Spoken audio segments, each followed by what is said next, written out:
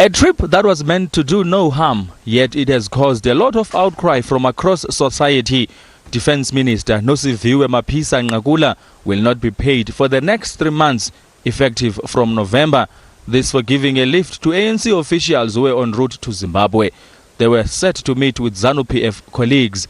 The DA says this is not good enough. This reprimand is like a slap on the wrist, and it's actually an insult to taxpayers. And it seems like the president uses fantastic words and gestures, but he seems to not be serious when it comes to his ANC executives and colleagues to really hold them accountable. I mean, this is an insult, and this is by far not enough. And this is just, getting off scot-free. The IFP says more people within the Defence Department must face the music. The president seems to have jumped quite a number of steps to arrive at sanctioning, which of course must happen.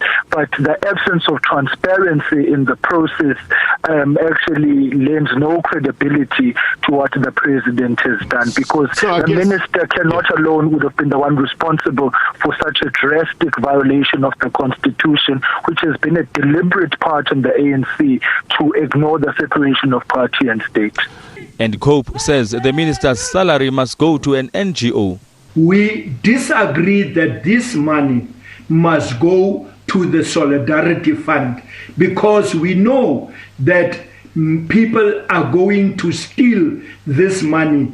It's where corruption is taking place. So this money, 3 months' salary of the minister, must go to an NGO or to an place. The UDM says the minister must be fired. We'll recall that it is the same minister who gave a lift to her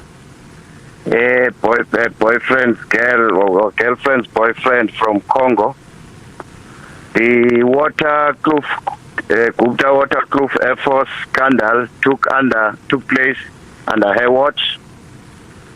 The assassination of Khosa, of Alexandra, and her conflicting statements is there for everybody to see.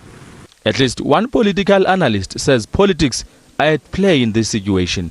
That the Minister of Defence chose to give a lift, as she says, to the top leadership of the ANC already meant that this was a very delicate matter where firing Nosiviwe Mapisa-Nqakula would have actually galvanized those leaders against the president when his hold on power is already precarious.